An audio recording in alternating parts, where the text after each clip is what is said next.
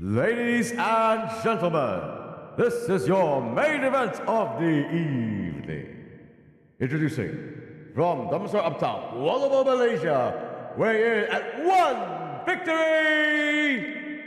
Here's your fellow Uptown lowlife, Cornelius.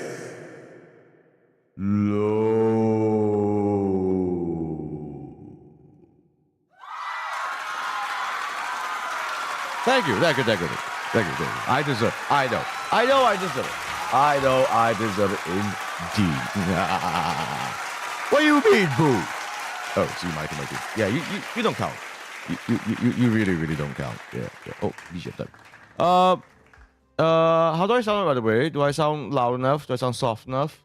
Hope I'm not too loud. Let me just adjust a bit. Okay, that's a bit better. Let's see. How's the volume, by the way? How's the volume? How's the visuals? No frame tearing. No bad stuff happening. No bad juju. I hope not. Do let me know. Okay. All right. To those who aren't aware, folks, my name is Cornelius, a professional wrestler turned Butler VTuber at your service. That's all good, Demong. Very good. Let's greet some of the folks who are here already. Welcome, Mighty. Welcome, Demong. Welcome, Lulu. Maybe more will join soon enough. Yes. So yes, indeed, folks, I am indeed a professional wrestler, like IRL professional wrestler, but I'm also a Butler, a VTuber as well. Because I look it, might as well be it. But I am definitely this. Oh, you need to call me boss, Demo. No need to call me boss. Well, that's what I do indeed. That is what I do. How's the BGM, by the way? Is it a little bit on the soft side? Should I bump up just a little bit more? Is that better? Do let me know, please. Do let me know. Because I've gotten some feedback that maybe my BGM is a bit too soft these days. It's hard to tell sometimes. Really hard to tell. How's it now? So, BGM okay? Lovely. Okay, so, MYPW, Full Throttle has come and gone, but my goodness, what an event.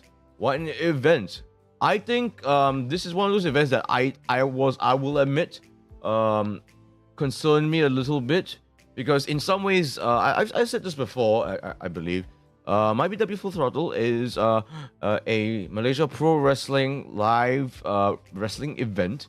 It is the second MYPW second event of the year, and in some ways it feels like it's a reset. It feels like we're back to chapter 1 now, because New Beat 3 very much feels like our WrestleMania, so to speak. Very much feels so. So that means, technically the big event's already done. So we have to sort of like reset things in a way, start over to some extent. Still the same roster, still the same standard of quality, still the same venue, but how do we regain that momentum? How do we build momentum again? That is the challenge when it comes to Full Throttle, actually. So we're going to be going through all of that. It's not so much. So I've called this a post-mortem, right? Remember that. So I'm not reviewing my own show. I don't think. Look, I'm part of the show. Of course, I'm going to be inherently biased and stuff. I will be merely giving my observations on what's interesting, what's funny, some things maybe you guys have missed, and of course, tell some of the interesting things that I've seen, or some things that I've personally experienced. Keep in mind, however, folks, remember, I'm an active professional wrestler. I was in this event, so there's only so much that I'm willing to unveil, so to speak. As some of you might know, I don't mind peeling back the curtains a little bit, to an extent. Speaking of which, though, before we get into showing off MYPW Full Throttle, I prepared some slides, some photos of the event. I'm very curious. How many of you have seen the trailer for WWE Unreal? You guys know what that is?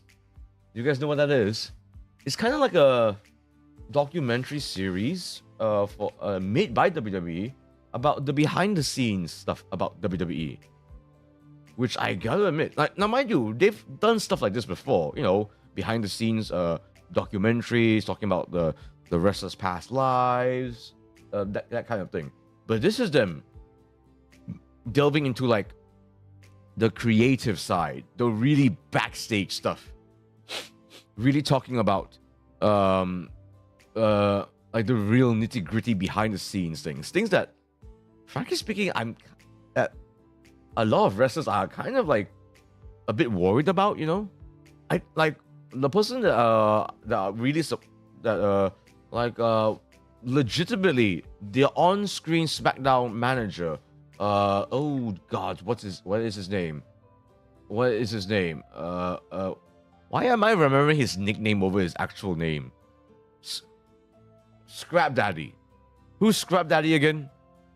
Can anyone help me out? Who is Scrap Daddy again? Hold on, let me just Google it very quickly. Who the heck was Scrap Daddy? Why do I remember his? He doesn't even go by Scrap Daddy anymore. He's not. He doesn't. It's not a wrestler. Adam Pearce. I remember his old nickname that he doesn't even use anymore, and I forgot his actual on-screen manager name. Even Adam Pearce himself actually made a tweet, expressing some concern. You know, whoa! I can't believe this is a thing. You know, like wow. Like actually, let me check very, very quickly. I'm pretty sure he said something to that effect. No.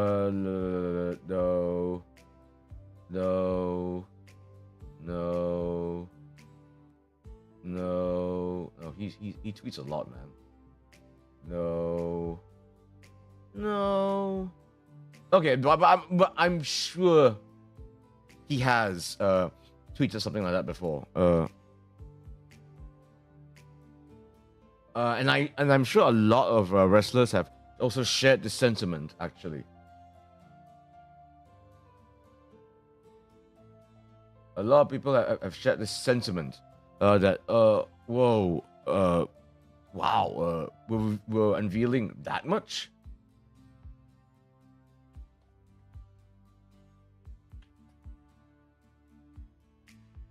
Really?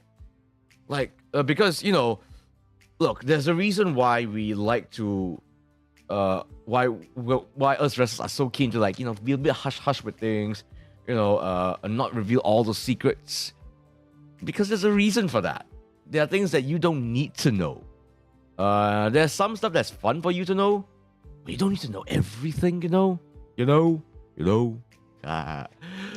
And I'm gonna check it out a little later, see, maybe give my thoughts on it another time.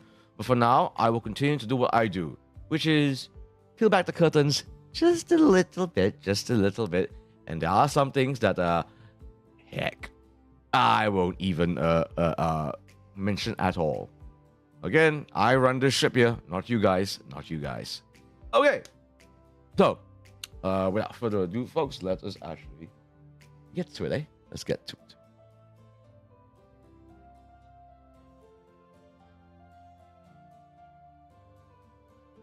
And here we are, MYPW Full Throttle.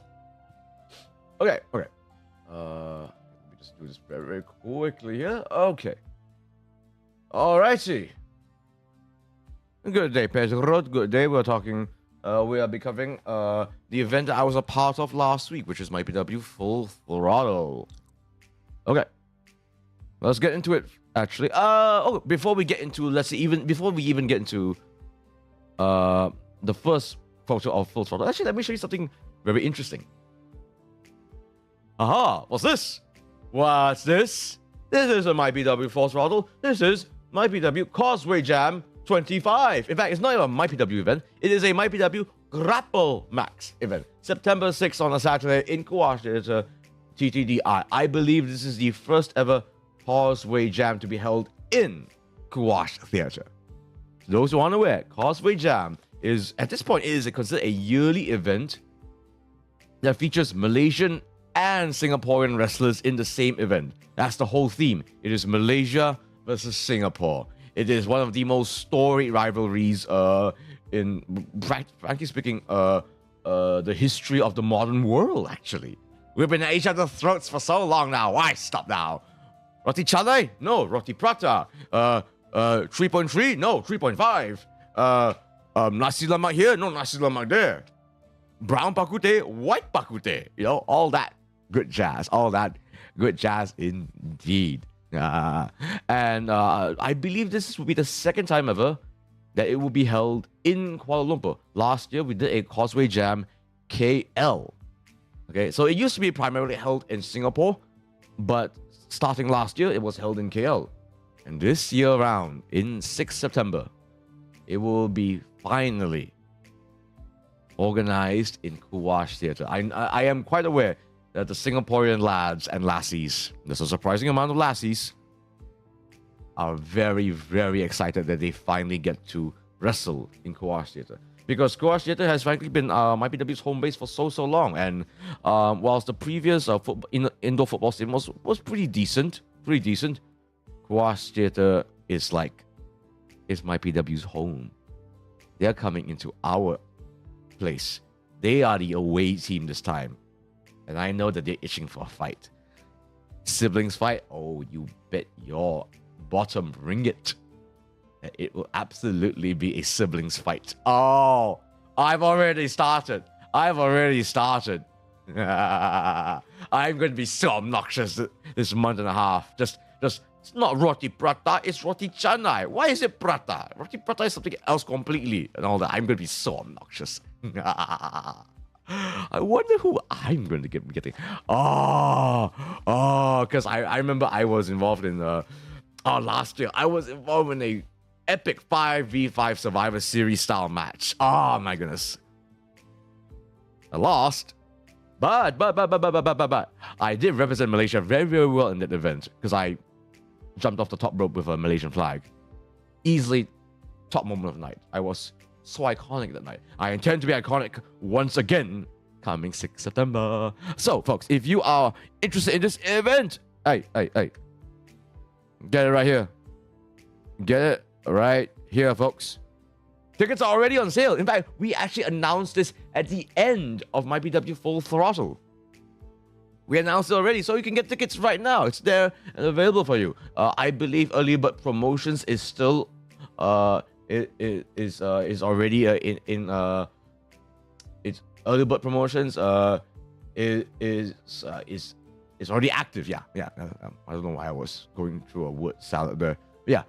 So if you get it now, folks, don't wait till the last minute early because you can get the early bird promotion. Okay, all right. Enough shilling for MYPW and Graph Max. Let me, for once, shill for another company. This might surprise some folks that I'm doing this, but although if you really, really know me, you won't be surprised by this, because I support pro wrestling in Malaysia, no matter the form. Ladies and gentlemen, APAC Wrestling Slam Fest. It's not 2S, it's 25. It's 25.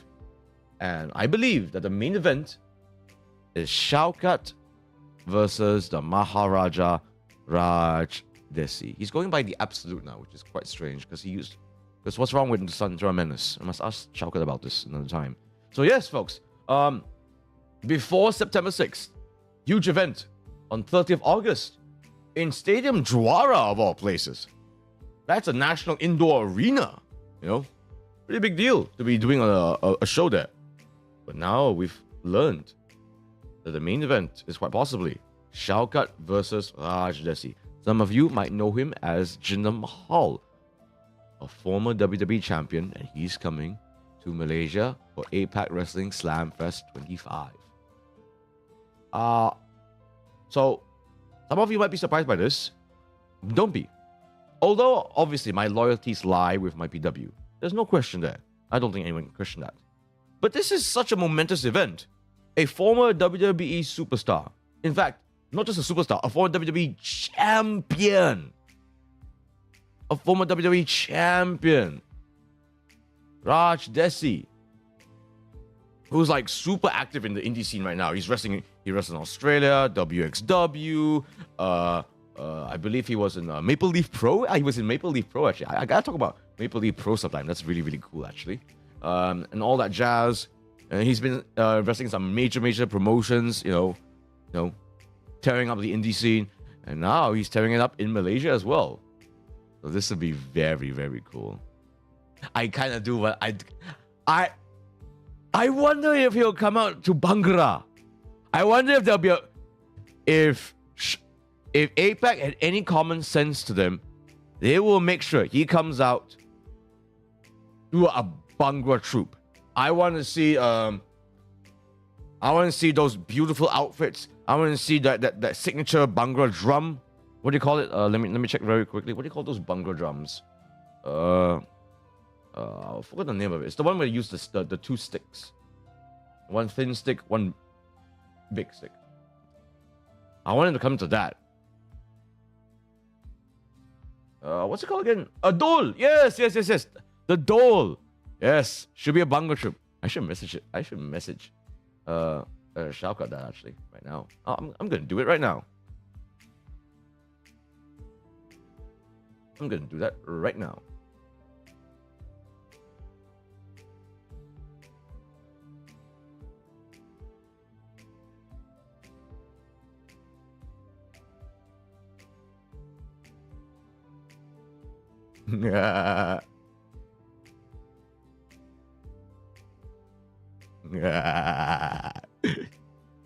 Yeah, that'll be fun. Okay. Enough shilling for APAC. But in all seriousness, congrats, APAC Wrestling. This is very, very exciting. Okay, MYPW Full Throttle. Okay, let's do this. So, but before we get into the event itself, now in some ways, this, we've been doing MYPW shows in Quash Theatre like many times already. We've gotten into a bit of a roll, bit of momentum actually, and I gotta say, in some ways there will be. In some ways, it should be formulaic by now. Every time I talk about doing a MYPW show in Kawash, Fridays we move. Wednesdays we disassemble the ring. Friday we move the ring and assemble the ring in Kawash. Saturday we make sure production's all going well and sorted and that sort of thing. But in between all that, there's always some level of unpredictability. Some of the stuff that comes to mind is unfortunately, when Miles hurt his leg. That's one. Another one that comes to mind is when the ropes were really loose many years ago. Hello there, Lulu. How are you doing? I hope you're all right. We're talking a little bit about MYPW Full Throttle.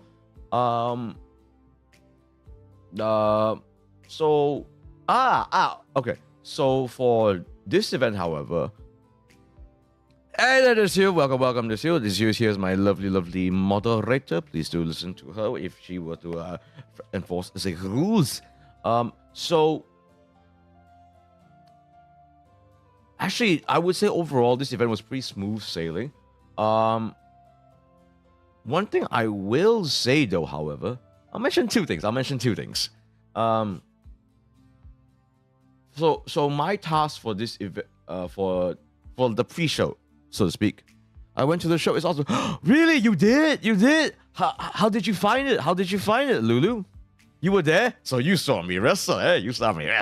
We'll get to me very soon.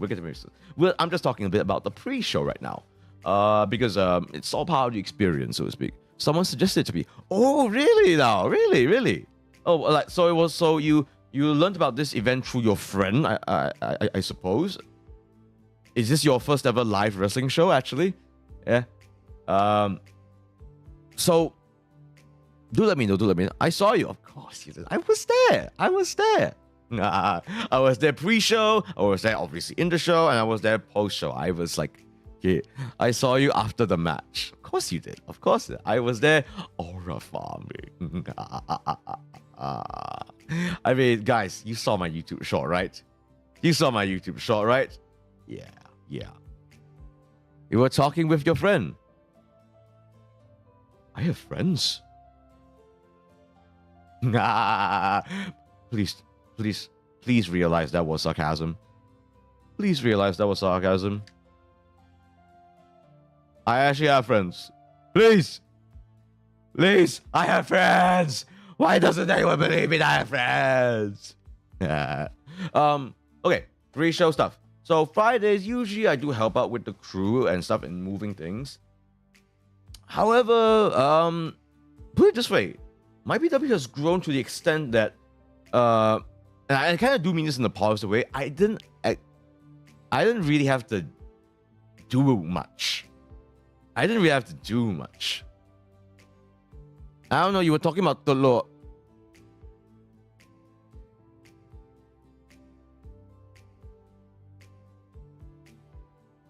Okay,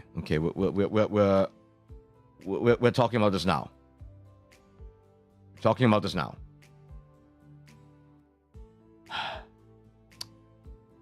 Okay, we're getting this over with now. So, oh my god, I can't believe you overheard that topic. So I was talking with actually I was talking with people who are tailors, actually, believe it or not, gear makers. It's actually a pretty exciting time in Malaysian wrestling history, actually, because somehow, some way, I gotta give a shout out to Orion Black. Actually, he actually found some cosplay tailors who were skilled enough to be able to make wrestling gear. Right. This you, I don't appreciate that emoji. I don't appreciate that freaking emoji. Okay. Anyways. So. And so I was talking to those exact tailors. They've actually made the gear that you actually see in the slides, in the upcoming slides very soon. So they're doing some great work, and I was talking to them about stuff. And one of them asked me something that was a bit candid. So she was like, "Can I ask you something a bit personal?" And I was like, "Sure, why not?" Because I'm very grateful that they're willing to do all this for us. Actually, really, really grateful. And one of them asked, "Is your name a play on words on the word Throttle, as in egg in Bahasa?" And I'm like, "No. What brought about that? What makes you think that?" And turns out she thought that way because, especially in the past several shows, I have been called Mr. Low. Okay, Mr. Low this, Mr. Low that. Mr. Low. The lore.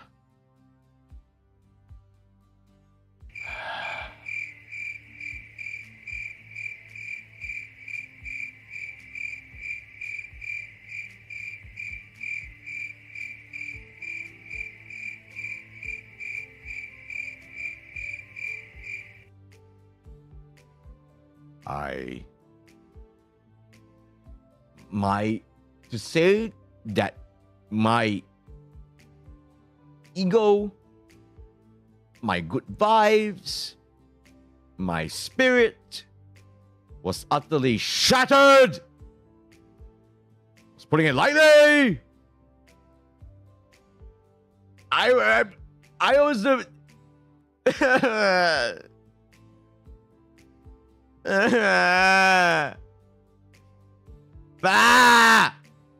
I'm not an egg. And then she went on to say, but your head kind of looks like an egg. My head does not look like an egg. My head does not look like an egg. It does not look like... Do eggs crack? When the eggs crack, do they crack like this? Huh? Do they?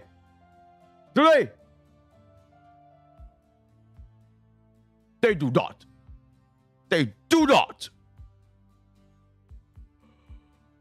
It's you, don't you dare. It's you, don't you dare. Don't you dare, this you. No one calls me Throttle. No one calls me Throttle. Do not take a marker. Don't you dare.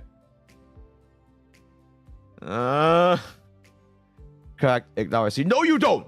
No, you don't. I do not look like an egg. I am Mr. Low, not Talor. Okay? It doesn't even rhyme. Doesn't even rhyme. I never knew when you mentioned it because no one thought of it. It's because I'm not a Talor. I am Mr. Low. Not the...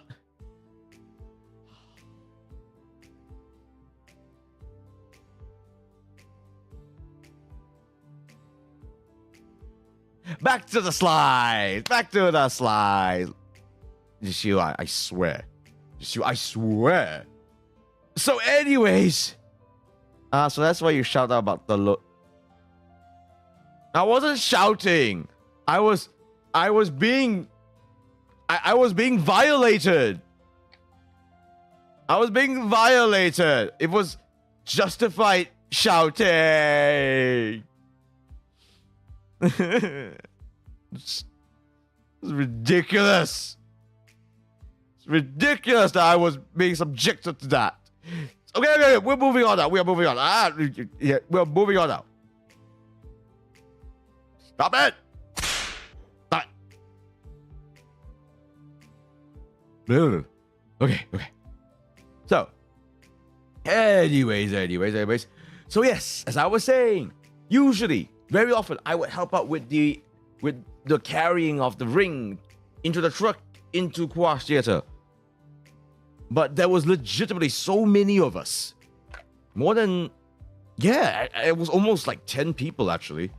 And that's actually enough to carry a good chunk of the stuff in due time. It was great actually, it was great. And so as a result, I was tasked. Yes, I remember that. I had 2 tasks that day. I had 2 tasks. Actually, no. No, that's for Saturday morning. So my big task for on that Friday was actually picking up an international. Again, folks, peeling back the curtains a little bit. We are very DIY here in MYPW, okay? In fact, in indie wrestling in general. You know, you think we hire a chauffeur to pick up people? No. It's us fellow wrestlers. To be fair, it's not like we're picking up our opponents. You know, I'm picking up someone else who I'm decidedly not wrestling at all. I won't even say, and just to like maintain some level of illusion, I'm not even going to mention the name of this person. Don't have to. So I picked up this person, actually. Should I say where? Nah, I'm not going to say where, actually. And if you know where, don't say it either. Okay? What I will say, however, is that when we took this person, took him to the to his hotel at the time, usually things are a bit more smooth sailing, but not that Friday, however, not that Friday. Why? I don't know. I think it's because there was some complications actually. Hotel websites are starting to get more and more sussy these days. I've been a victim of some of the sussy bookings and timings, and there was a little bit of that sussy booking stuff as well actually that Friday. Because again, without saying too much, this particular wrestler is bunking with another wrestler, so they're supposed to originally get twin beds, right, in a single hotel room, yes. But when they opened up the hotel room for us, when I tell you that this was a tiny single bedroom, like it was 1 bed, and it was kind of a small bed even for this wrestler actually. He's a pretty big dude, and this room was, not just the room was small, the bed was small as well. Tu pun nak scam ke? Well, that's the thing. We went down to the lobby and we told them, hey, what's up with this? Well, it's supposed to be twin beds. It was so tiny. We both laughed our asses off actually, because basically we both had the image of 2 big dudes just snuggling each other.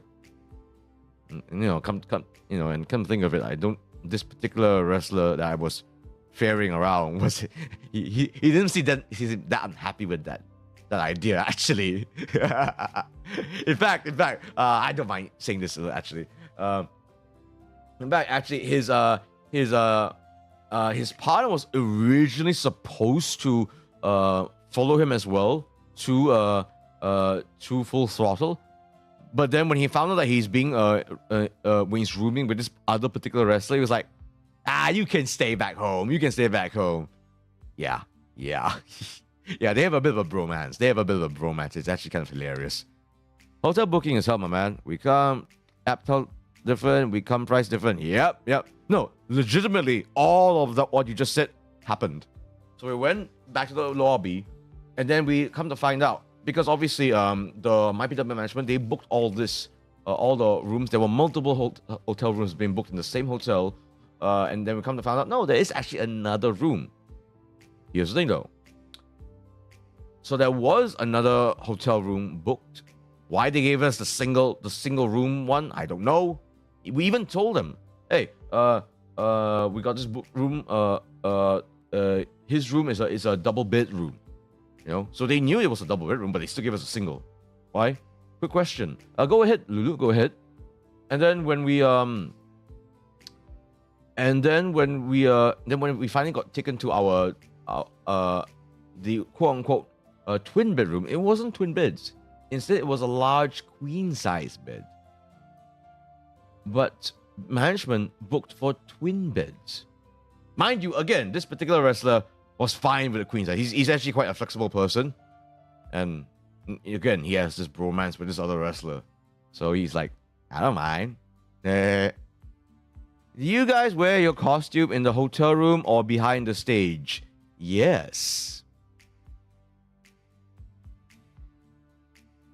And so, we sort of like, I can't believe we had to do this.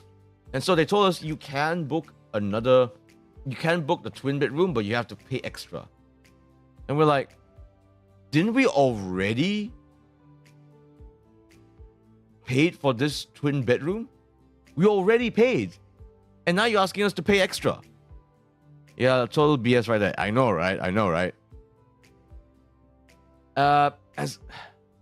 But because the other wrestler specified for twin bedrooms, so even though this first wrestler who didn't mind romancing up a little bit in a queen size bedroom, bed, so management relented and paid a little extra for a twin size. It's kind of BS indeed.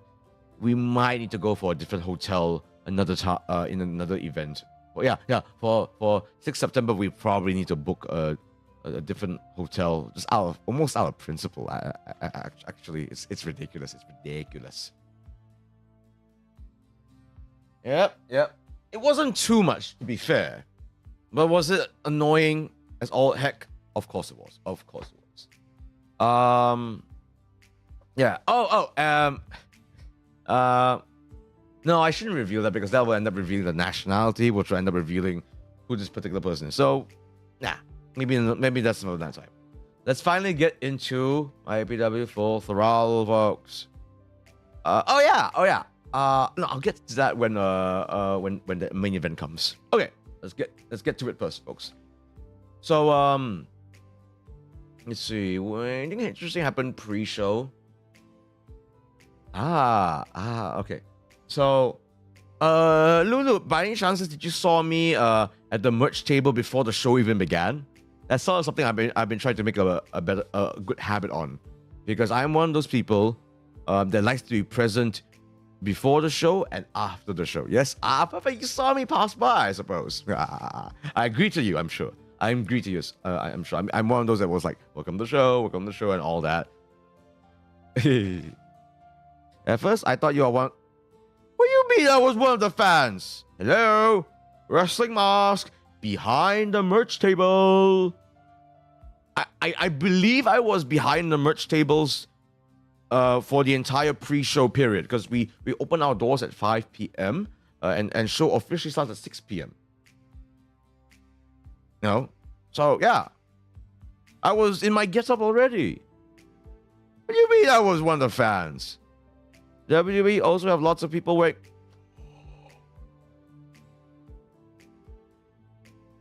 Where's my gas button? What about my mask suggests that this is a Rey Mysterio mask? Hello? Round eye hole on the right eye. This cracked look. You know? This mouth shape even. Okay, Rey Mysterio always has a cross. He's got those swooping eagle things on the on his cheeks. Sorry, it's my first. It's fine. It's fine. I'm just offended for myself. Don't worry. I'm just being a bit of a diva. It's fine. It's fine. The divas era has not truly gone away with thanks to wrestlers like yours, Lowly. But yes, I'm not a fan. Okay, No, if there's a chance for me to sell merch before the show, I will sell my merch before the show. And it's also a chance to greet people as well. It's all about being present for the fans, yeah? A lot of the newbies don't realize this. A lot of the newer wrestlers, they don't realize this. Cornelius, maybe you could tell about Luchador and other wrestlers? What's that to say? Luchador implies that you're a Mexican wrestler. It doesn't necessarily mean that you're a masked wrestler, actually. It means that you're a wrestler that has been brought up in the Lucha Libre system. You know, you're highly likely a Mexican, but not necessarily. And you usually wear a mask, but again, not necessarily. And then there's everyone else. Yeah, simple as that. So even though I wear a mask, and I do sort of uphold the tradition of the mask quite strictly, I'm not a luchador. I am like someone that's a good two people that are good examples is like El Desperado and Evil Uno. If you know who they are, you'll know that they are always in their mask, but they do not consider themselves luchadors in the strictest sense of the word. So I'm like that. Is El Grande Americano count as lucha? He sort of ish. He does. He's very protective of his mask, but he's not. He's almost like lucha libre counterculture, if that makes any sense. He's one of those guys that's sort of like towing the line a lot. But for me, it's very clear. I'm decidedly not a lucha. I'm a masked wrestler. Think Mankind, think Kane, think Evil Uno, El Desperado, in that tradition. Okay? We are very protective of our masks. That's for damn sure. Anyone tries to rip this, I will actually knock their teeth out. That's for damn sure. Alright, enough of that. Enough of talk about myself. Let's actually get into the show. So, let's actually start with Lulu. If you came for the pre-show, any chances that you came at around 5:30? If you came at around 5:50, you would have seen this gentleman right here. My God, I can't believe this guy is real. Ladies and gentlemen, meet Chick-Gu Ken. So, we have such a thing called pre-show matches, and they're usually a chance for newer wrestlers to do this without the pressure of being part of the main show. They usually have shorter matches. Is he a big name? No, he's a newbie. This is his first match ever. But when I tell you that this dude, I can't believe this Chick-Gu Ken's real. Where you need to teach class tambahan, but you have a match in 5. Kind of not even a joke, actually. So, in case if it's not obvious, Chick-Gu Ken, his whole gimmick is that he's a teacher. Does it not give it away? Does it not give it away? Like, that is a real rotan, by the way. That's a real rotan. And, my God, I can't believe this guy said. And this dude is newbie performed like a pro. Oh yes. Wait, Demon, were you there? Were you there in Full Throttle? Actually, Lulu, did you saw Mr. Ken wrestle? Oh my God! And then his entrance theme. I cannot believe it came out. I can't believe I recognize what the song is. So, if I tell you that his theme song was a George Lam song. Does that help? Lin Zixiang. Apologies, I don't know his Cantonese name. He came out to Genghis Khan by George Lam. George Lam is a canto pop king. This dude is a canto pop icon, and he came out to a song that was from like the 1980s. Like this, the chorus is literally Jing Jing Genghis Khan. The song literally starts with hoo ha hoo ha. It is as kitschy as it is just so unbridled in its enthusiasm. It's pretty Malaysian to use rotan. Imagine he brings that huge ruler. I don't know about ruler, but he definitely came out to a rotan, that's for sure. He didn't use it in the match. You'll see very soon. So his entrance was so full on. I mean, teacher nowadays gonna keluar their own money to print exam paper and learning materials. So high also maybe actually. Side hustle. Actually, that might actually be the reason why Chiku Ken's wrestling, because he needs the side. He needs the extra cash. I might actually be the case. Oh my good gracious. So the audience was not ready. They could not believe this dude was real. And to come out to such an old school song like Genghis Khan. Oh my god. He's not that kind of teacher, Demong. At least I don't think so. It's his first match after all. But here's the crazy thing. This is a pre-show match. You know who he wrestled? He wrestled against Eman Arsman. He wrestled against like MYPW's wrestling icon. MYPW's golden boy. And yes, he did smack his ass. He didn't use his rotan to smack his ass. He just smacked his ass with his bare hand. Yeah. On exam paper under sekolah, learning material pun boleh if you consult with financial department at school. Hey, I'm not involved with education anymore. Don't ask me. Don't ask me. So yes, it's kind of wild. It's kind of wild to see that this dude's wrestling. To see a teacher wrestle, I guess it really is the sign of the times. It really, really is the sign of the times. I can ask my mom. She's a former teacher. Sure, this year, if you want to ask, be my guest. Maybe I'll ask Chiku Ken as well. Oh, that dude gonna bring the whole bakery to the stage. Yeah, Eman Arsman is known to have a bit of a big bottom. It's the only thing big about him. Holy shit, I hope Eman doesn't watch this. I didn't mean to throw that kind of shade at him, actually. But I did. Whoopsie. But yes, let's just say Eman Arsman trounced Chiku Ken quite handedly. He put up a good fight. Actually. Chiku Ken showed good heart. But look, Eman Arsman was a teacher in this match. That's for damn sure. Okay? The young man's been wrestling since he was a child, a literal child. What's gonna happen in this country? I don't know, but that's what us wrestlers are here for. We're here to take away all your pain and transfer it to each other. Like we're transferring the state of the economy, the state of education into Chiku Ken's palm and smacking it on big bottoms. Yep. Yeah.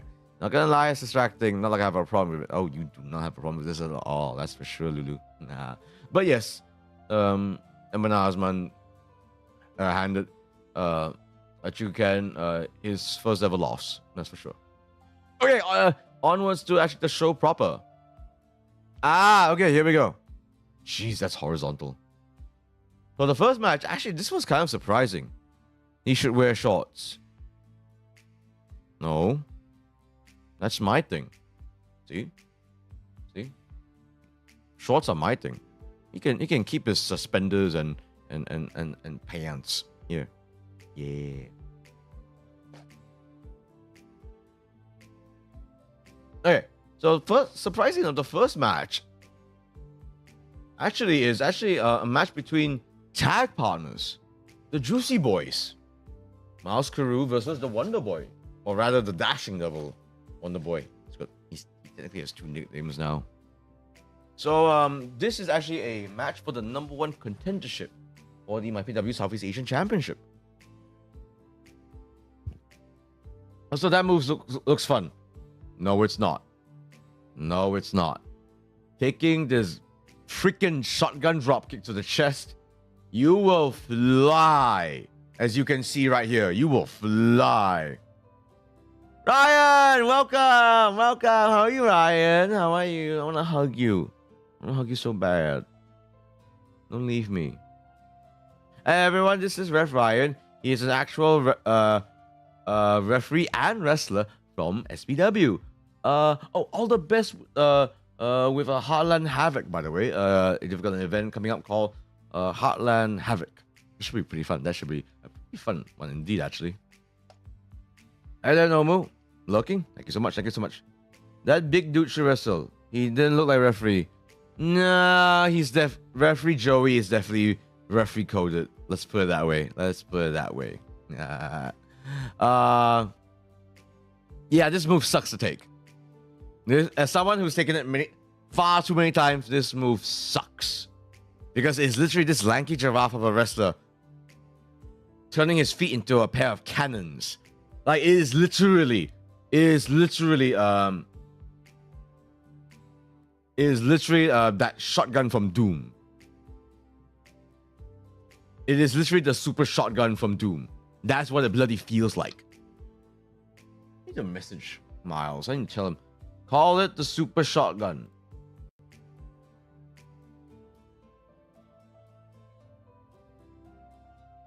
Call your shotgun the super shotgun as a reference to the Doom franchise. I love to send random ideas to my fellow wrestlers. I'm so good at that. This is how I contribute to the Malaysian Wrestling Society, by just messaging them these random thoughts of mine, because my random thoughts are money. Did the move actually hit? Does it look like Wonder Boy's flying in the air? It did. It did. Actually, Ref Ryan, have you ever taken Miles's super shotgun before? It sucks, doesn't it?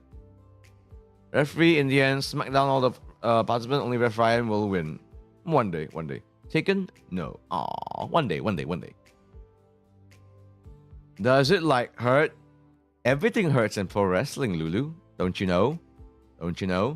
Everything hurts. Let's just say I've seen some post-match bruises and scars before that were like enormous. There's this one I remembered. This particular wrestler, he didn't realize he had this bruise, but on the middle of his back, on his upper back, was literally a giant round bruise. It is the size of like an ice pack, like it's the size of your palm. Just a giant circular bruise on the middle of his back. It was gross. But I have definitely given a few. Oh, I'm pretty sure your shotgun dropkicks are lethal, Ref Ryan. Miles's is a killer. Wrestling is like acting, yes, but actually no. Yeah, that's one way to put it. Actually. So yes. So there was a little bit of a. So actually, I've noticed that a lot of the sentiment from the audience actually was that I hope they don't break up. Because they are tag partners, but they have to wrestle each other to become the #1 contender for a prestigious championship. And they went at it. Like, this move that Miles does is no joke. And Wonder Boy, went after Miles's leg, which has a history of knee injuries actually. Audience actually picked up on it too. But I believe, yeah. But somehow, some way, Miles actually got away with a roll-up victory. And in spite of losing,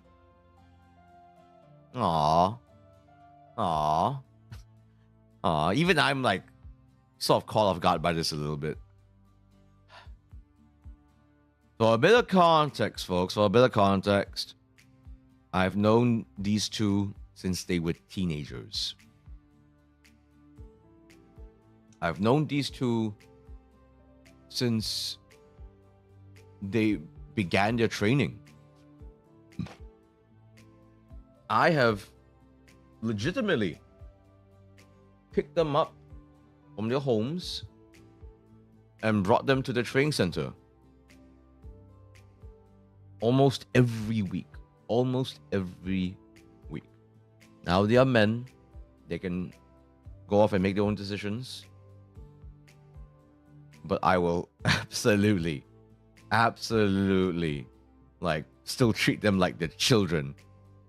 Because they do act like children sometimes. Rats. They're a bunch of goose. I miss talking to them. Oh, yes, you have met them before. I think. No. Oh, wait. Have you met them before, just you, actually? I imagine if they pulled the New World Outlaw with their partner just laying there and let the other guy pin as soon as the bell ring. Nah. They're both too competitive for that. In VC. Oh, in VC. Okay, I see. Yeah. They're a bunch of goofballs, that's for sure. Yeah. No. The both of them are too competitive and too stubborn to do that sort of nonsense. I remember Miles made fun of him. I'm going to scold him for that. How dare he make fun of your voice? Handling one of them boys is a daunting task. Thanks for that, Ref Ryan. You got him. You can have him. Ref Ryan. Take him.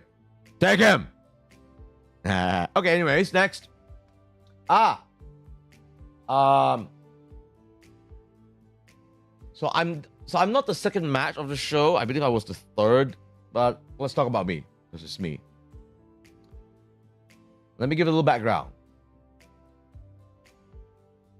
This is finally the match where I finally get some payback. I got betrayed. I was betrayed. My whole world came crumbling down. I put in so much effort. I actually cared. And for what? Absolutely bloody nothing. But this match, I finally got to prove that I'm not just some washed up player coach that just yaps and does nothing. Yes, Lulu, I was betrayed. There was even I believe there was actually a whole montage, actually, right? Shown on the screen, I believe. No, I definitely heard it through the backstage. That's for damn sure.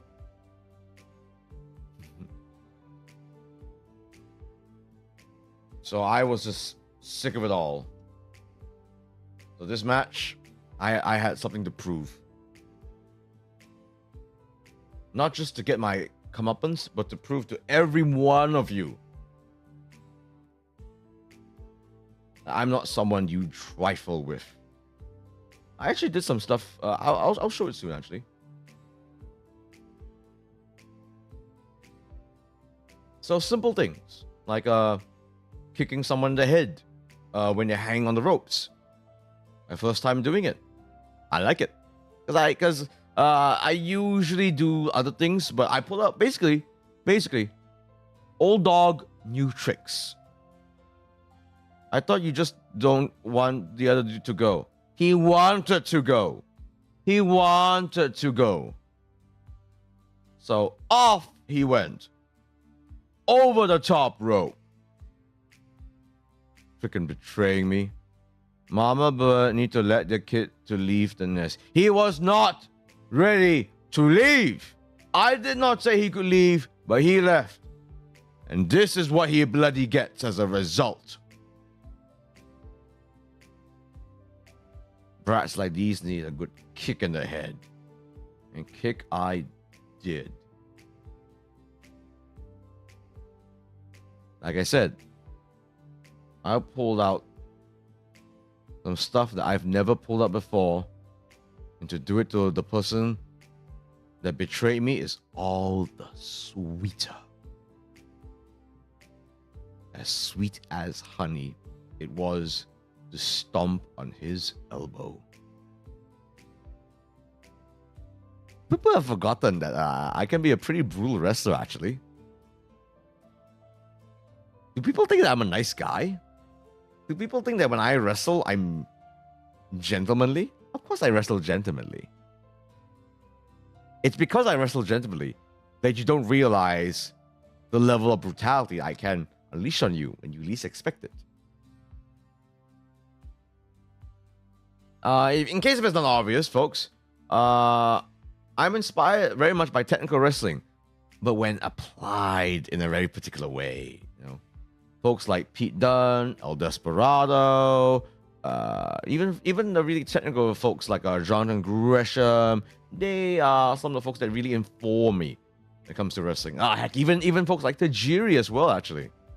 Oh man, I wish there was a photo of me pulling off this roundhouse kick I did to Failure Raj. Oh man, when I heard it, like it rang through the theater, and oh man, like one of the more satisfying things I did in recent memory. Oh, but there was unfortunately, there's no photograph of that, and no, unfortunately, the videos have not been released yet. So out of respect to MYPW, I'm not going to show it just yet. I love technical wrestling, so fun to watch. Really, because a lot of folks really don't understand or appreciate technical wrestling, and that's actually one of the reasons why I wrestle. When I perform my technical wrestling, it's in a very particular way that is very clear for people to understand, or at least I've learned that now. I've learned that now. In the past, it might have been a bit too intricate and complex for people to grasp. This event, however, I think I got just the right amount of simplicity and brutality. This being like the prime example of it. Can't wait for the video to be released. Ryan, that would be let's just say that when you watch my match, it will be quite educational. That's all I'm going to say. That's all I'm going to say about it. And in the end, I won. Because of course I did. Because I actually did not sit on my laurels and relied on what I used to do. I don't go by rote. Man, when I tell you that I barely even pulled out half of the things I did in this match, I'm not even exaggerating. Not even exaggerating. Hope to show off more what I can do for all of you in the future. But yes, deserved victory. Hip hip hooray. Thank you. Thank you. You're welcome. Thank you. Thank you. Thank you. Your applause is appreciated indeed. Yes. Absolutely clean victory for yours lowly. Absolutely clean victory.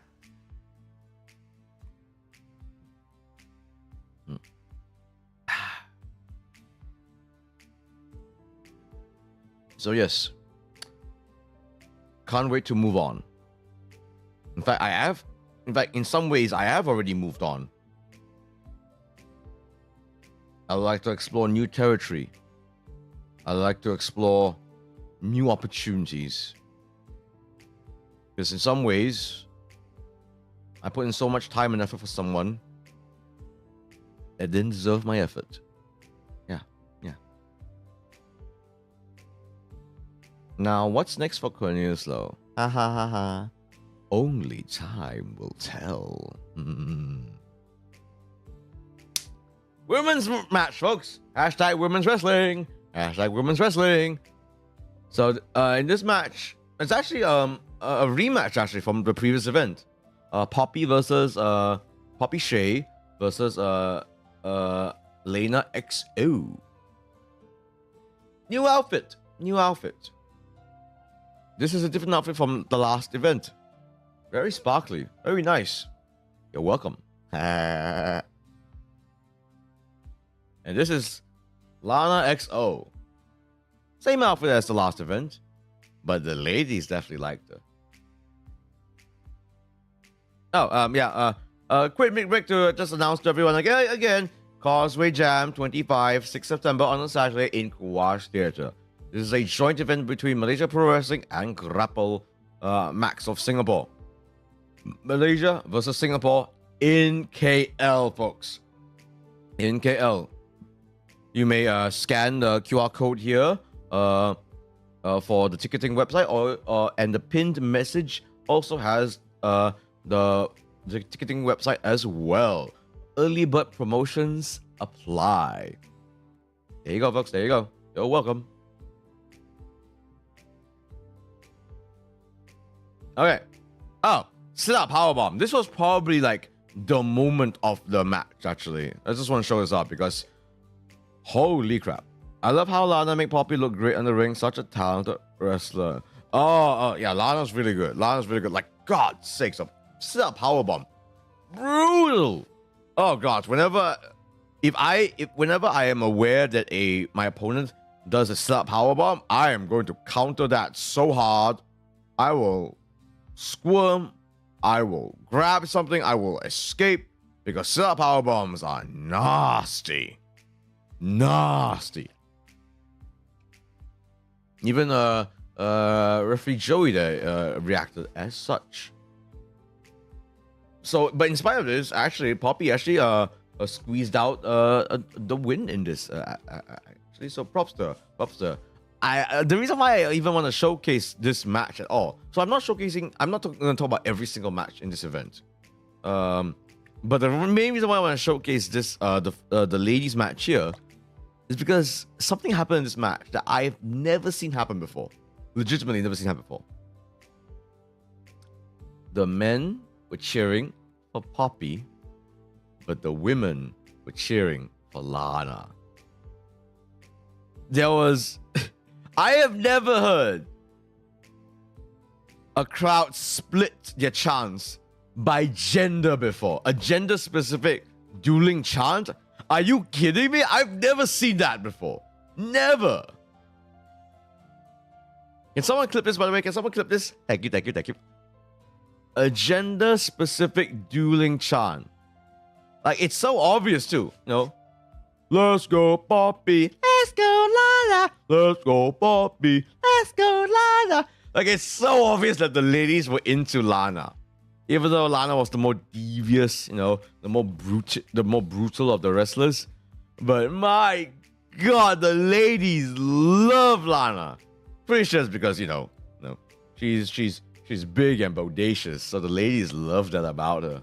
I know for a fact that a lot of the ladies in the last event in New Breed 3, they were really into Lana as well.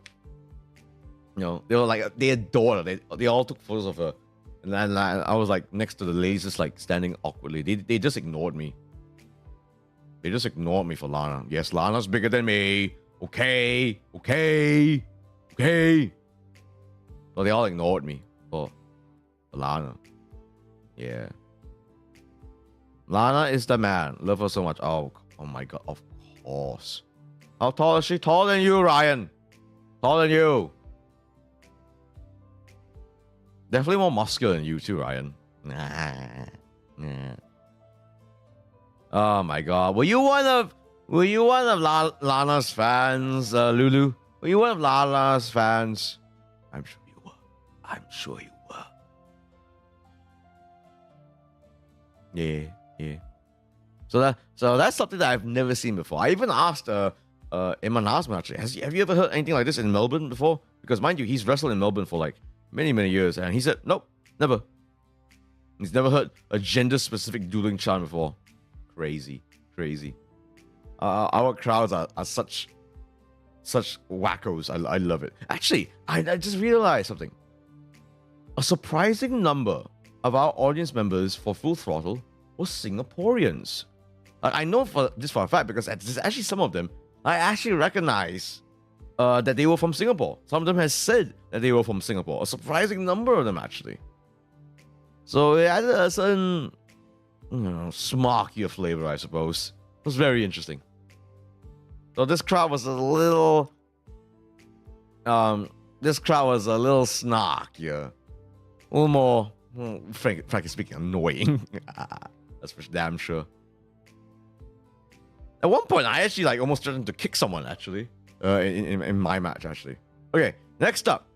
So this match is technically a 4-way match. It features the Shaman of the Secret Sauce, Jack Alexander, the Fight Monger Tommy Hardy, Orion Black. But I am talking about one of the newer members. I want to highlight one of the newer members of MYPW. I believe this is his first ever main show match. He technically debuted in the pre-show.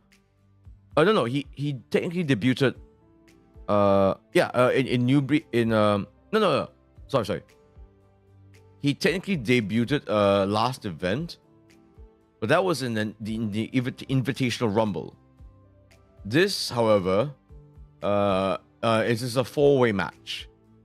And last event, he honestly came out in pretty plain clothes. This event, however, proper wrestling outfit.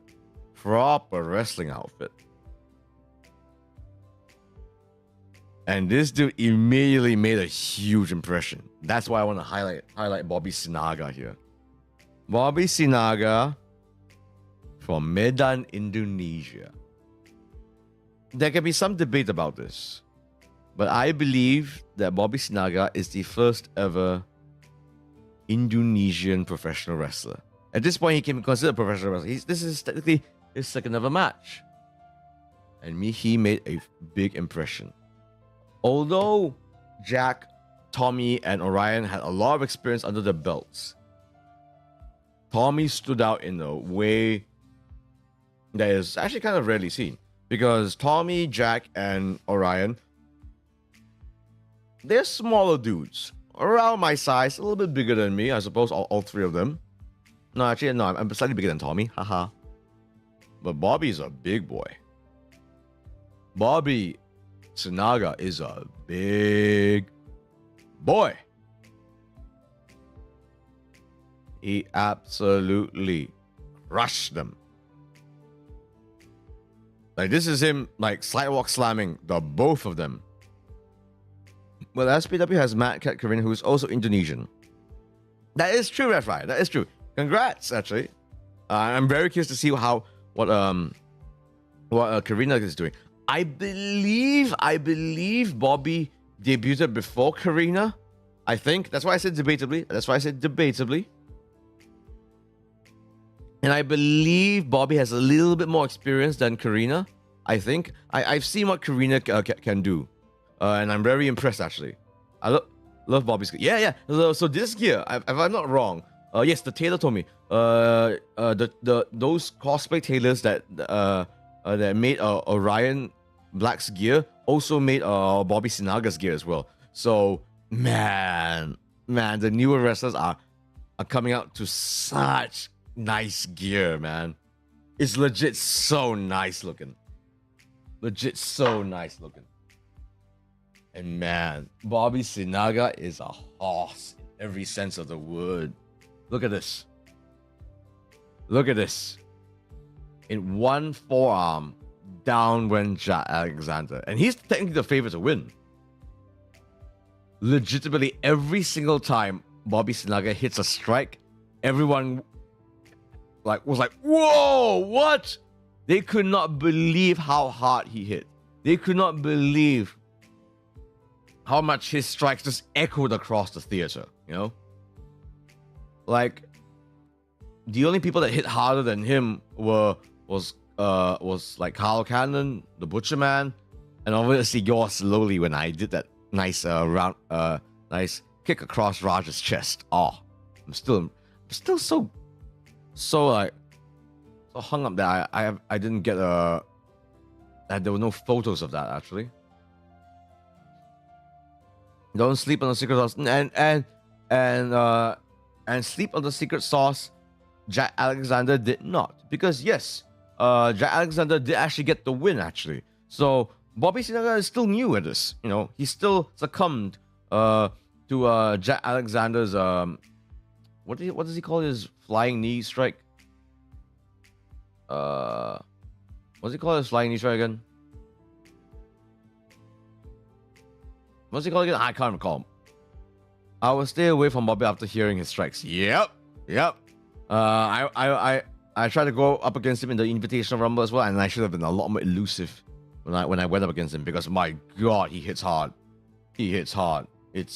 He's one to look out for sure. He made a huge impression. Indeed. That he instantly became the favorite to seemingly win this event. But Jack Alexander actually did he pin Bobby? He might have. Oh yeah. The Shining Shaman. Yes. It's the Shining Wizard flying knee strike, but he calls it the Shining Shaman, if I'm not wrong. So Jack Alexander is nothing to sneeze at either, actually. It's just that Bobby really put in the work in this match. Like you see on the left and right, all those boys on the floor. Yeah, that's his work. That's his handiwork. That's for damn sure. Very impressive. Nah, I'd rather not say anymore. Oh, yeah, I just want to show this because it's such a strange photograph. I was surprised the Sauce Dude can lift Bobby. Never underestimate the shaman when he is sauced up, because that sauce is secret, and that secret sauce will sauce you. I would know. And the only person that can take the sauce is the shaman of the secret sauce. Do not let him sauce you with his secret sauce. I sauced myself with his secret sauce, and let me tell you, I was on the sauce that whole night. Yeah. So anyways, this match is Love and Freedom versus Real Global Threat.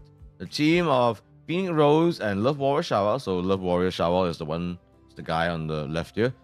Versus Emma Nazman, who did the pre-show match, actually. Emma Nazman and Shivam, the current MYPW Southeast Asian champion. Do I even want to explain this photo? I think, yeah, I'll explain just a quick bit. Emma Nazman wants to chop Shawal, but Shawal has this big suit on him, this big body suit on him. What does he do? Unzips, opens up, wabam. Oh well, I think Eman tried to, and then Shawal gave him a big double overhand chop, and down when Eman went. The whole stick with this match is that Phoenix Rose is trying to get back Eman, because Eman Osman joined Real Global Threat in Singapore, didn't he now?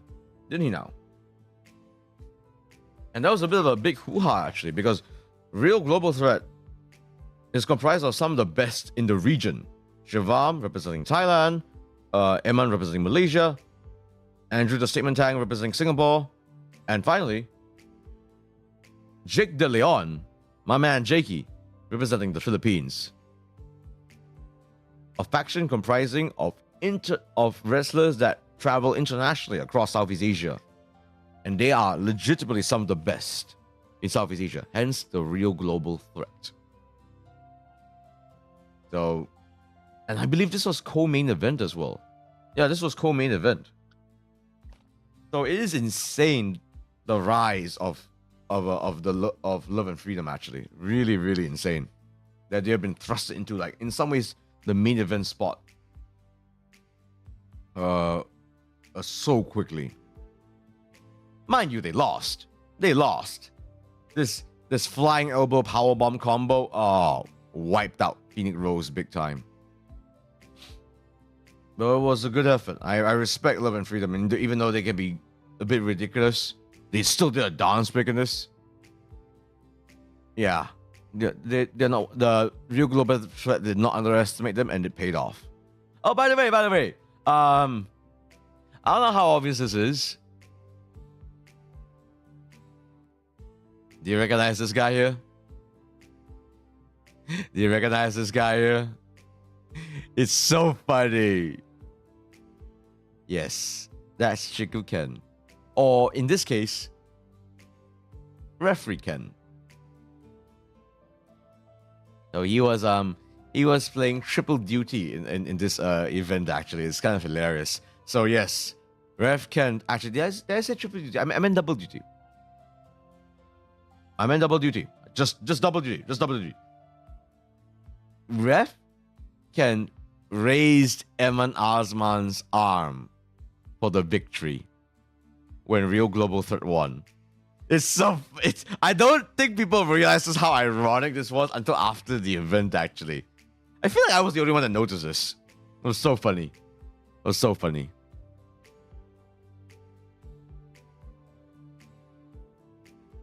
Let's see now.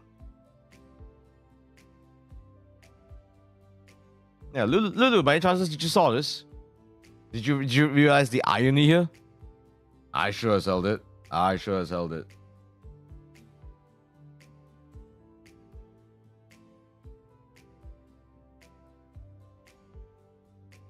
One second, just quick check on stuff. Just a quick check. What irony? No, the fact that Ref Kent, who is Chiku Ken, raised Eman Osman's arm, even though he lost to him. No, just barely an hour ago. Yeah. Okay. So besides that, let's actually get a move on. Let's see. Okay. And finally, main event time, baby. Carlo Cannon versus the Butcher Man for the MYPW World Championship. Extreme Rules. There have been Extreme Rules matches in the past for MYPW before. I believe in MYPW's first ever event in Quash Theatre. Yeah, I believe, in MYPW's first event in Quash Theatre had an Extreme Rules match. I remember in the past, there was one Extreme Rules match that involved a ladder. And there was a very, very nasty suplex spot off a ladder, actually. So there's been some pretty brutal matches, actually, in MYPW. This match might take the cake, however, because you are looking at two wrestlers who are very, very familiar with hardcore matches. I remember many years ago, Butcherman was involved in this chairs match. Oh, brutal. Carlo Cannon, we don't even need to talk about him. He's been, after the matches that he's involved in, brutal matches. Extreme Rules matches. This match, I mean, this photo alone. So for a little bit of context, Butcherman was setting up Carlo Cannon at the chairs. He was about to do a cannonball. Carlo jumped out of the way, and wha-bam! Went through 3 rows of chairs. You can actually see over there. There's this lady here. I don't think she realized that she was almost in the firing range. This lady here was screaming for her life. I don't know why there were people that did not get out of the way. They should have gone out of the way. They should have gone out of the way, man. Honestly, they should have gone out of the way. Because Butcherman went through 3 rows. They should make more of this match. So intense and raw. You cannot do this match too often. Why? Because things break. Okay, literally every single weapon used in this match was broken. Broken. This shit costs money. This shit costs money. And look, we're trying not to get in trouble with the theater here, okay? And if you do too many of these matches, you actually get desensitized to it. These sort of matches needs to be special occasion matches, okay? You gotta save them up for special situations, for special occasions. And you know, if let's say if every single match was an Extreme Rules match, oh my god, we will lose money so fast. Okay, we're trying to keep things going here, okay? Can we at least have ladder match, please? Now, that's actually a good question as to why there were no ladders in this match. I'm actually not so sure. Actually not so sure, I wasn't involved with this match. I say that, but something coming up that does actually involve me. You'll see soon. Look, all I can say is that we're not against ladder matches. We aren't. But why there weren't any ladders involved in this match, I'm not sure. We have involved ladders in previous Extreme Rules matches before in MYPW. So don't worry. It's just a matter of time. Whether I'm involved in that or not, that remains to be seen. Ugh. This. Okay. I'm gonna peel back the curtains just a little bit. That baking sheet, I got that. Because and I'm not gonna say all the details on this, but let's just say, if you know what happened before this, Butcher Man on one side of the ring brought out a tiny baking sheet, like it's maybe like smaller than your typical laptop. And then on the other side of the ring, Harlow Cannon brought out another baking sheet that was like the size of a small television. Like, it was massive. I got that baking sheet. Actually. I think the management was like asking around, hey, can some of you guys get like bigger baking sheets, more impressive weapons? My mom hit me with that years ago. Trust me, it wasn't fun. Is she interested in wrestling? Does she want to be a wrestler? We need more women wrestlers. Please send us your mother's contacts. Please. We need more women wrestlers. Please. Where did you even get one of that size? Baking supply shop. Duh. I don't even mind telling you the name of the shop. It's Bake with Yen. Like a very, very famous baking shop, actually. And when I tell you that shop is an armory, I'm not even capping. That baking tray was huge. You could use brass knuckle. Let's take it easy now. Good day, Vtuber. Good day. Made by foam. You could use brass knuckle made by foam. No, that's fake. Wrestling's not fake. Like that baking tray, it's a real baking tray. These chairs that the Butcherman went through, they're real chairs.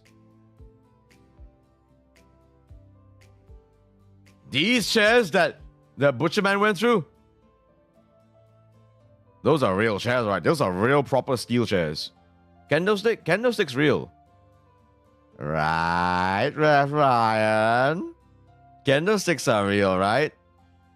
The reason why I'm being kind of snide right now with Ref Ryan. Candlestick hours. Hey, Ref Ryan, do you have a photo? Of your back after taking some candlestick shots? For context here, Lulu. For context here, to those unaware, Referee Ryan here is a real life pro wrestling referee and wrestler. Like, he's a ref that also wrestles. I still have the bloody... You still have the scar from last year? So for context, he was involved in a match where if he were to lose that match, he has to willingly take some candlestick shots across the back. And let's just say, oh my god, I myself was shocked at how bad the marks were across his back. It was horrible. Right, I mean it. If you have a couple of those photos, send it to me now. Then I can show it on screen. Actually, I'll try to find it as well. No, I don't have any. I don't have a reminder. So if you can, Ryan, you can send it to me. That'd be appreciated. I sent you via DM. Okay, lovely. I'm okay. Not on this. I'm assuming this one. What, via Twitter, or is it via Discord? Oh, or maybe. Which DM, Ryan? Come on. Give me the proper details. Cause I haven't received anything just yet. Surely not Blue Sky. Maybe I need to refresh.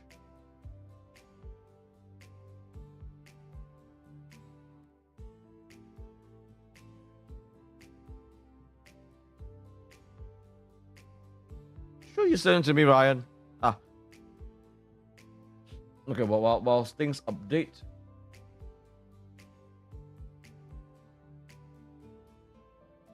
Let's keep it going. Oh, here it is. Oh, finally. Oh, jeez. Oh, wow. Wait, hold on. Is this... Oh, wow. Okay. Oh, damn. You still have the scars. Okay. I'm gonna download it now. Okay. Oh, wow. Yeah, I'm showing this on screen right the hell now. Oh, my God. Okay. So, let's do this.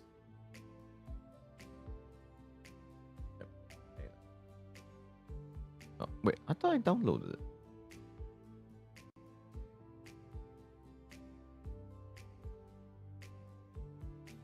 Why the heck did it went there? Why did it went to a separate folder? So annoying. There we go. Okay.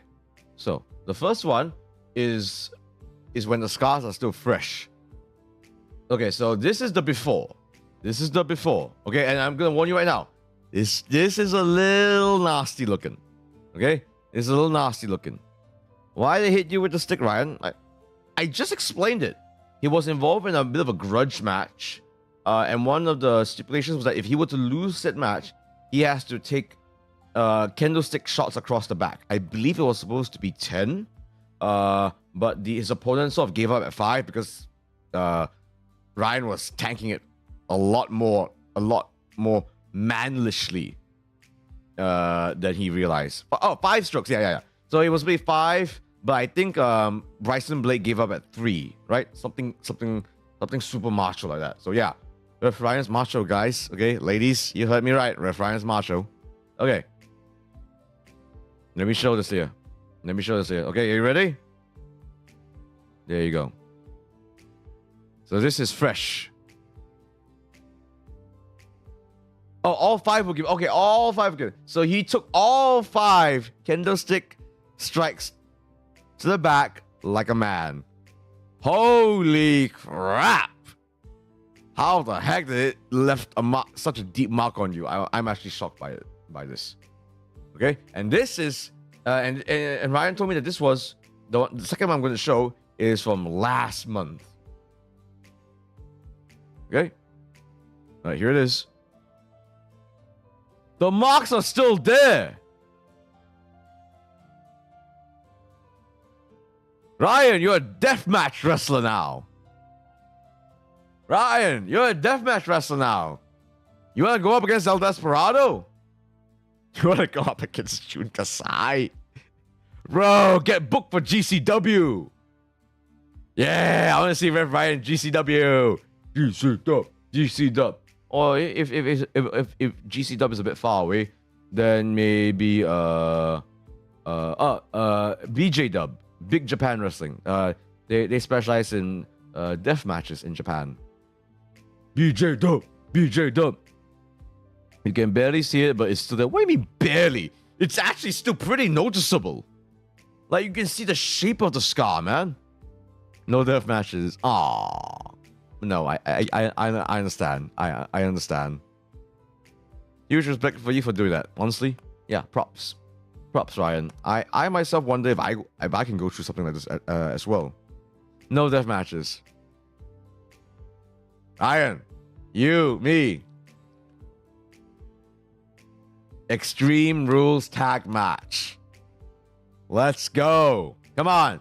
You and me tagging in an Extreme Rules match. You can use like those referee gloves.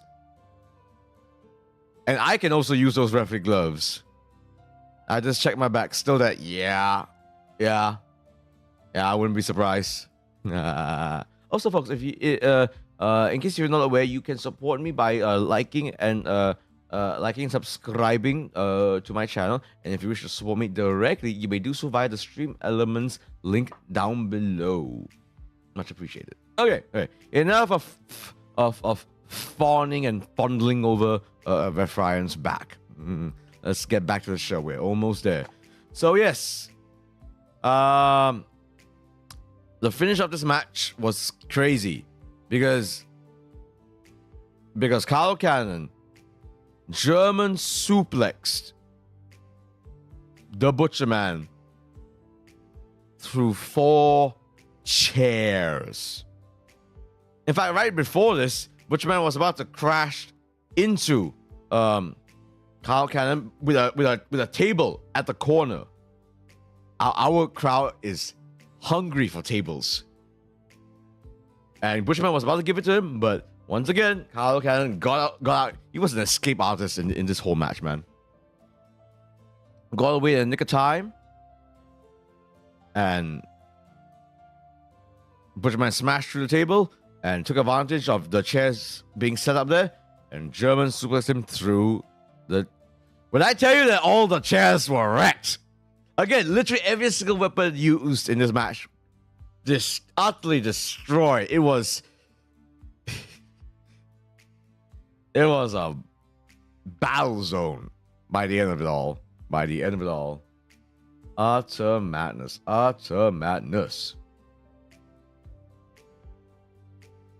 Yep. Oh, one thing I'll say. I wish I do have the photo for it, but I didn't talk about it. Peeling back the curtains once again. At the end of this match, after that Ryan's photo, somehow Butcher didn't seem that hardcore. Yeah, no. Although yes, Ref Ryan was definitely bloodied up after the match. That's for sure. No, this match, there were some marks to be had for sure.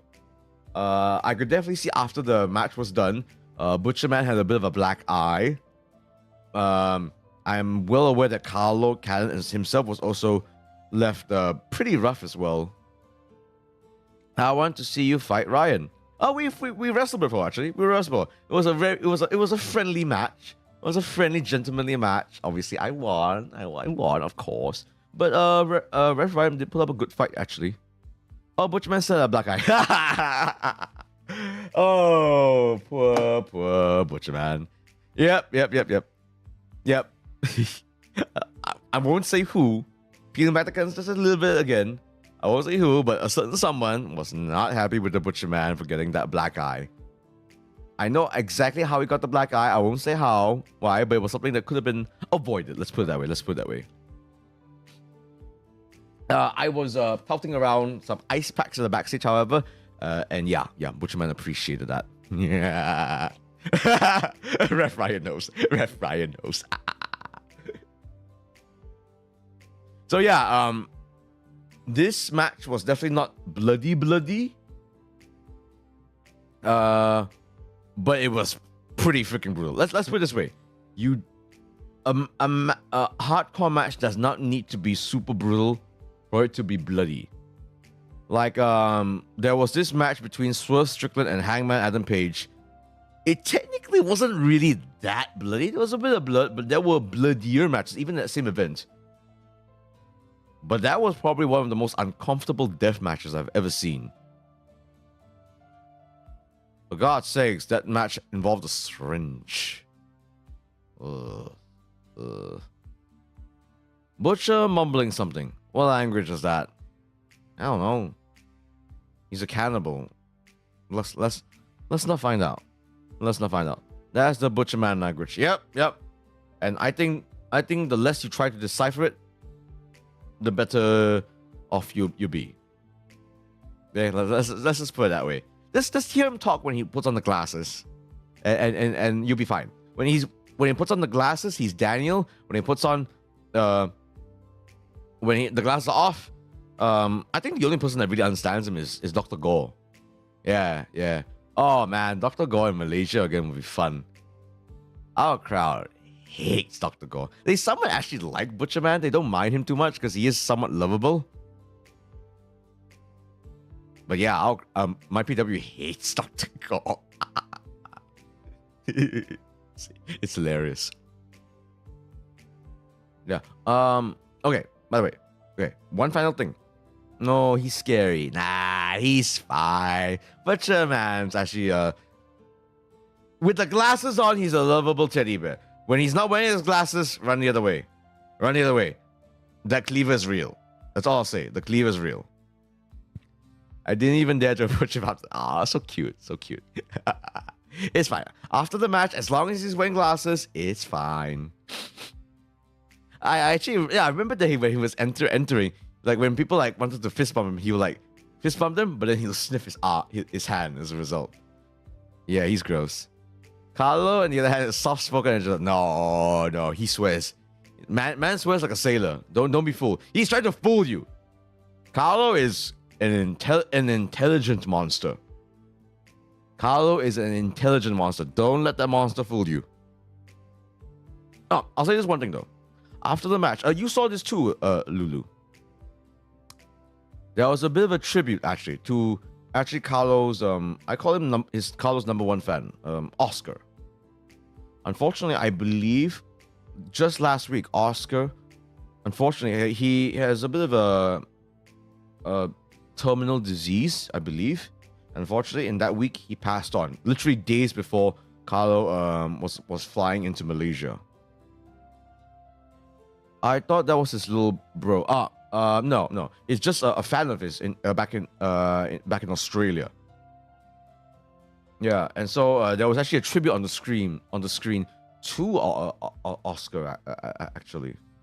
In fact, there's actually a video on Instagram made by one of our trainees actually. Let me find it very quickly.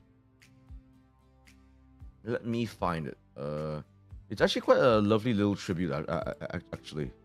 Let me find it. So at least you can actually see it for yourself, and you'll see what I mean. Let me find it very quickly. Should be here. Here we go. One quick second.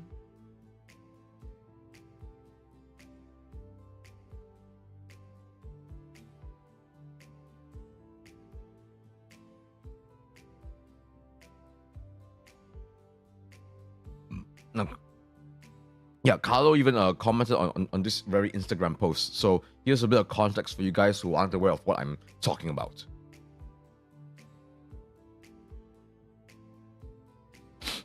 There you go. Yeah, so I thought that was a very genial, very sincere a tribute to one of Carlo's super fans actually. Let's say if my sis want to train wrestling. Okay. If she is interested in checking out MYPW, we actually recently released a post actually. Do you? You got me! Dang it! I've gotten got. No! Now you have to subscribe to me. Now you have to subscribe for me. I'm serious. If I'm not wrong, you have to be at least 18 years old to join MYPW. There are some other promotions in Southeast Asia that allows younger people to join. But 8 years old, nah. Nah. There's a reason why we, at least in MYPW, we prefer for the minimum age to be 18. We prefer if they are at least 18 years old first, because what we do is unbelievably dangerous. What we do is very risky and very tough. She told me she would start. Look, tell you what. If she's willing to wait for 10 more years, or let's say 6 to 10 more years, I'm pretty sure it's okay if you want to like inquire. Even if you're like around 16, you can inquire. And she's the one who suggested me to come. Oh my, wow, really now? That's actually interesting. Look, if you want to so firstly, follow us at MyPWDC. This is our developmental center Instagram account. If she is still interested 6 to 8 years later, message us here. Message us here. And we will hear her out. We can have a bit of a conversation. See whether it's feasible or not. And there you go. Our center actually is in Oval Damansara, TTDI. Have to go now, Cornelius. Have fun stream. No problem this year. Thanks for stopping by. Our center is in Oval Damansara, TTDI. Coincidentally enough, very, very close to Quash Theatre. Logistics, people. Logistics. So yeah. And then after that, oh, actually, this is a pretty interesting thing too. Yeah, that little devil hardcore wrestling fan. Lol. So yeah. About. Okay. Oh, and then this too. Then this as well. So yeah. And actually, I gotta say, after the event's done, so a post-event, I took the opportunity to aura farm, as it were. I released this YouTube short, right? Did you guys enjoy my most recent YouTube short, actually? I definitely did.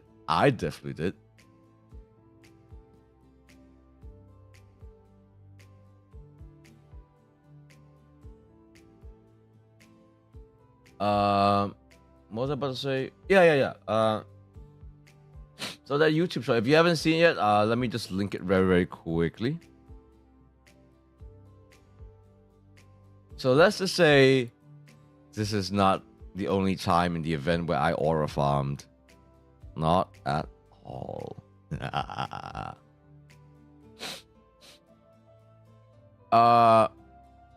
Also, gotta say, I really gotta rack up the victories more, because man, when you win in matches, people want to buy your merch more. That's just facts.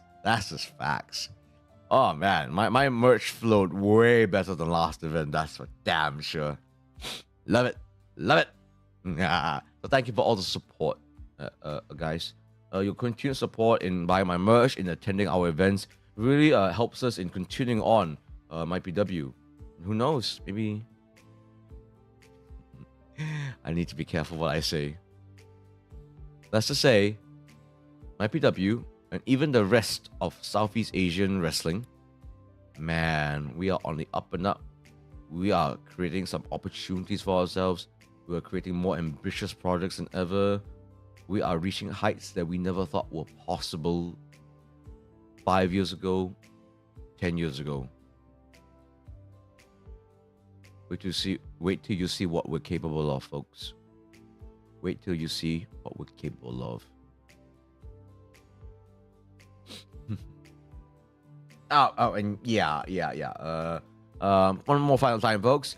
Causeway Jam 25, MyPW versus Grapplemax, Malaysia versus Singapore, 6th of September on a Saturday in Quash Theatre, TTDI. You may grab the ticketing website via this QR code or on the pinned message. So overall, good event.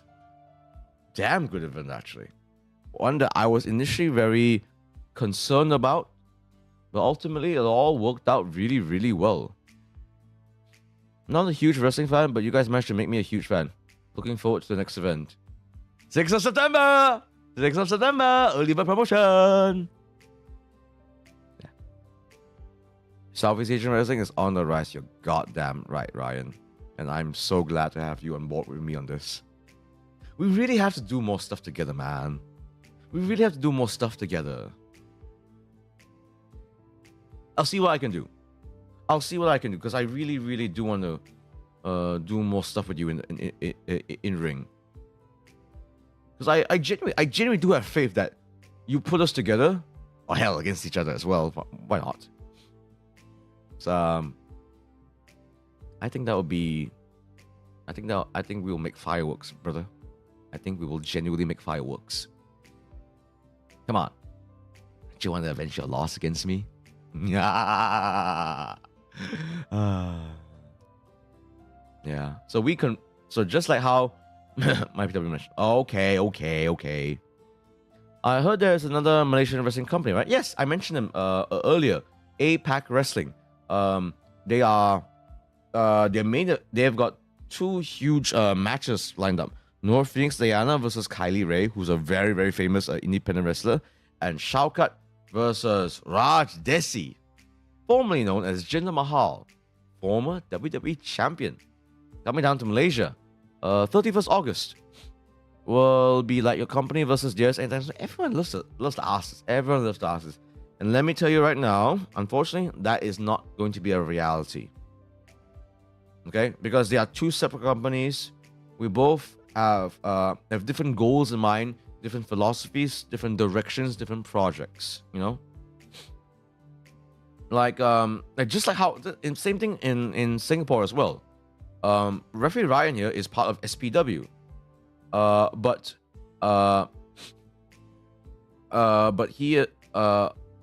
there's another company in Singapore called Grapplemax. They both have their own events. They both do separate projects.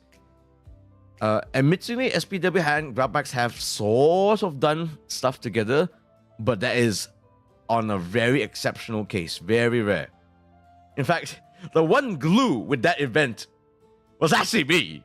Like you know, like I'll show this. I'll actually show this. So you see this event where I got Kate, we got Rotan here, okay? In fact, the very famous spot of me going through a table.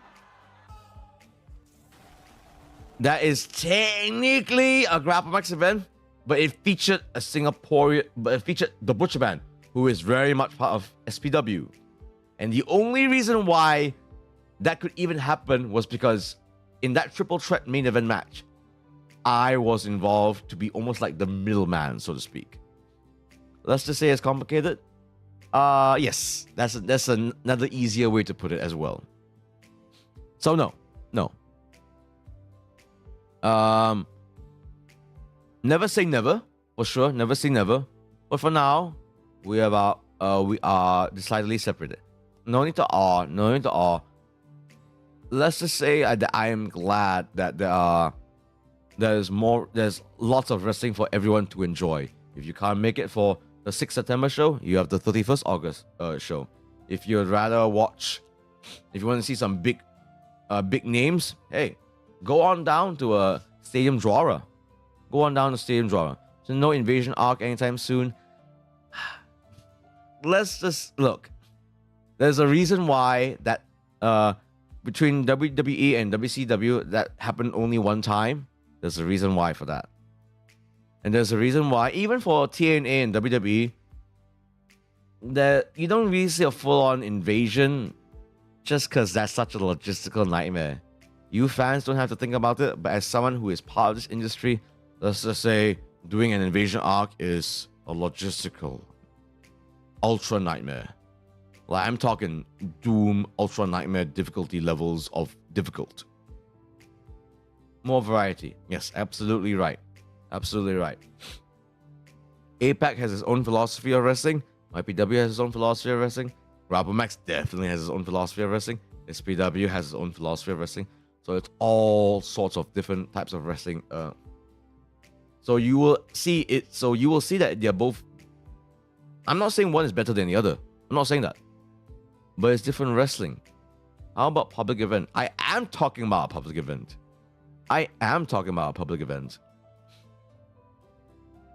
Never say never. But for now, let's just enjoy that there's so much wrestling in Malaysia one day. How about public event like in the cosplay con? Even that's kind of tough. Even that is pretty darn difficult to book for. I'll be very upfront with you. I'll be very upfront with you, because let's be frank here. If you are so interested in wrestling already, you would already be in one of the companies. Hey, look, if you're really that keen for it, write a letter to Animagaki. Write a letter to Comic Fiesta. Write a letter to Bushi Road if you got the guts for that. Then we'll see.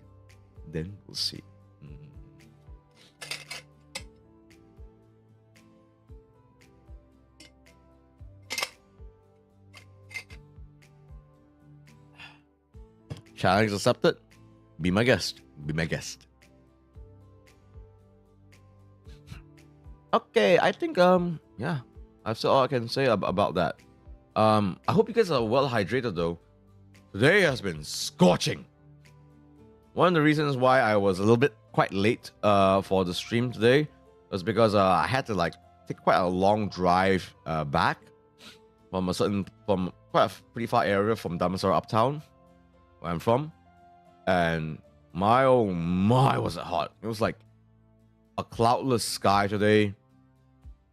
Scorching. I'm so concerned that I'll actually develop a fever tomorrow, even though I was in like pretty air conditioned places, but still the heat was like, I legit could feel it was so hot. Literally when I was driving, I actually can feel that my right forearm is being sunburned. Like I actually feel sunburned right now.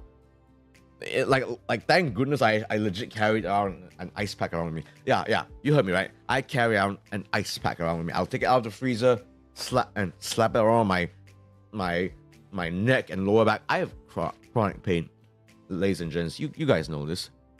All of you know I have chronic pain, so I don't mind carrying around an ice pack, and I'll slap it on. And thank goodness I had it with me for today, and I just slapped on my right forearm to cool things off. Oh my god, you could actually see the different how tan my right forearm is. It's ridiculous. Yeah, stay hydrated, folks. Stay hydrated. And with that, folks, Cafe Cornelius is now closing shop. But may Cafe Cornelius never close in your hearts. Remember to like, share, and subscribe, folks. And thank you so much for all of your support. Otsulo mina.